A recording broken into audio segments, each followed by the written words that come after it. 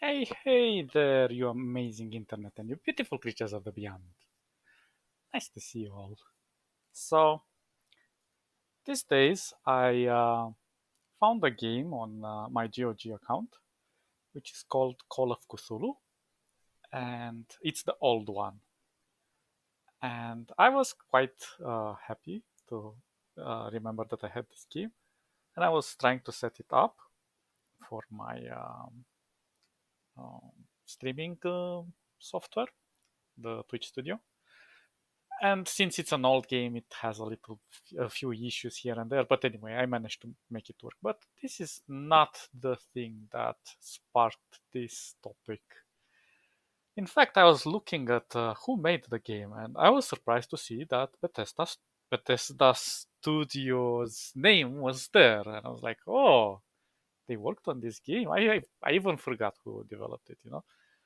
And then I looked out of curiosity what they have been up to because I haven't checked any of their games after Fallout 4. I didn't like Fallout 4. It was very mediocre in my opinion. Not a bad game, but mediocre, in comparison to everything they released. And then there was these issues with Fallout 76, and we all know. I'm not gonna get into a discussion about that, although I should. And then I noticed they have a new game that came out today, and it's called Starfield. And I was like, oh, that's crazy. And one of my friends bought it, and I asked how much he paid for it. And when he said he paid 100 quid, I was like, are you insane?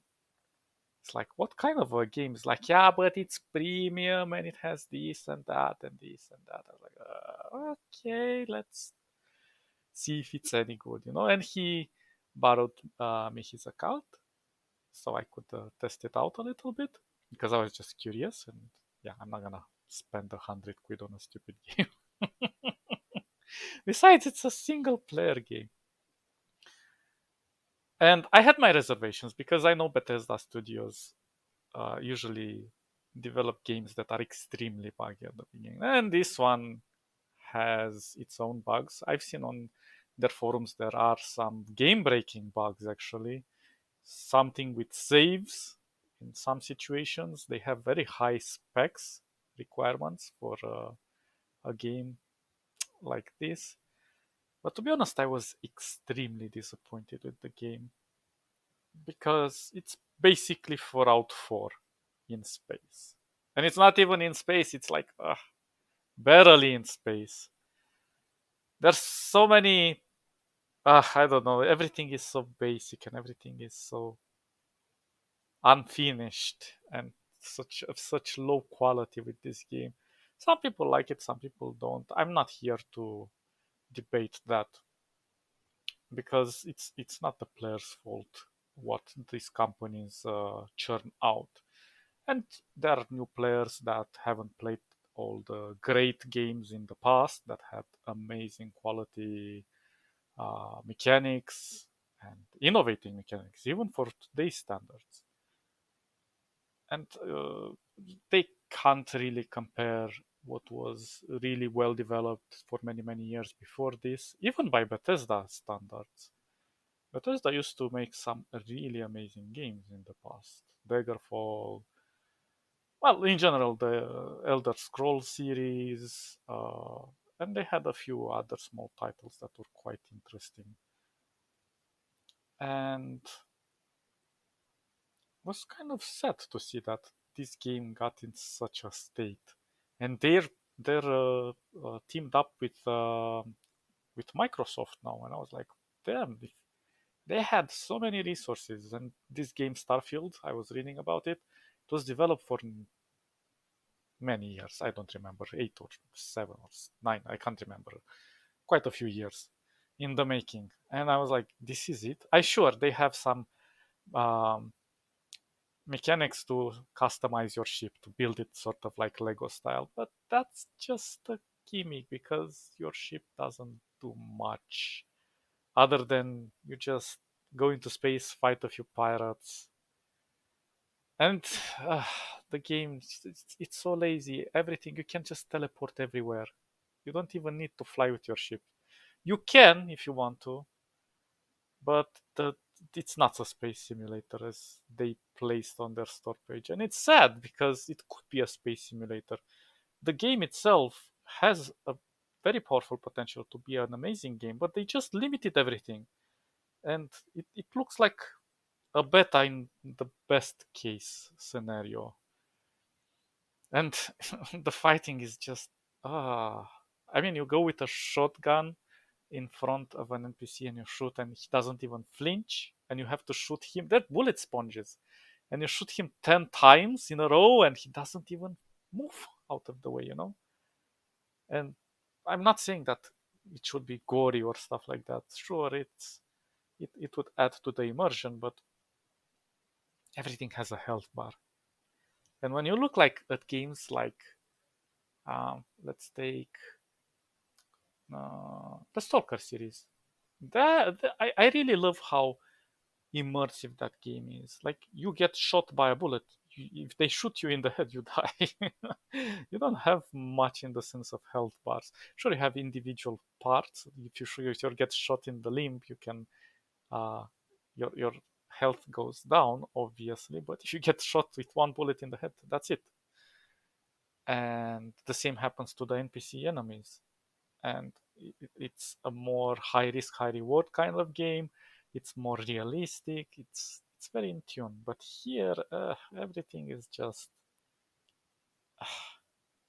and they went with the procedural generated content, and No Man's Sky did it quite well. Of course, No Man's Sky also had its issues at the beginning, but in comparison to this game, it's far, far better looking what they procedurally generate. Sure, it's a different type, it's a different style than what this game is doing, but again, it's about the mechanics that work seamlessly. While here, everything is a loading screen, everything is just so clunky. And obviously, I'm hoping that these things will get fixed eventually down the road with patches, but to hype a game so strongly and then to just disappoint the people that buy it, it's kind of a shame, that Bethesda got into this state. They did the same with Fallout 76, and yeah, people learn and they remember these things. And the thing is, like, people say, Bethesda did some amazing games. No, not Bethesda. Bethesda is the studio with a brand. It's the developers that work in Bethesda that did all the hard work. And those developers moved on and probably moved to other studios, got better opportunities. And of course, when your best stuff is leaving and you have just like the basic coders and stuff like that, you're not gonna develop crazy good games. And I think the reason why they became so lazy, especially Bethesda, is because they know modders are going to swoop in and kind of try to fix the game. And if that's their business model, it's a really stupid one, because I mean, sure, financially maybe they will benefit from this because it attracts more people to buy the game, but you're selling a broken game for 100 quid, and then you expect modders to work for free in their spare time to fix your game. It's kind of not what gaming should be about. And they're just like basically giving you a boilerplate right now and telling you, you can imagine what this game can be, and you can make it even better if you wish. So basically, we're giving you the unfinished game, and you have to finish it by modding it. Oh, it's like, why? Why have we gotten to this point? And well, obviously, Bethesda became very, very greedy after they released Fallout Shelters, because they saw how much they could benefit from microtransactions, and if they input as little work as possible and expect everyone else to just jump in and throw money at them because of their name, basically.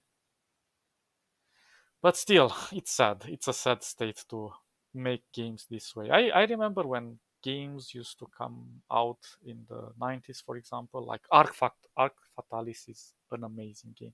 Sure, it didn't age too well from a mechanical standpoint of view because it's a very old game.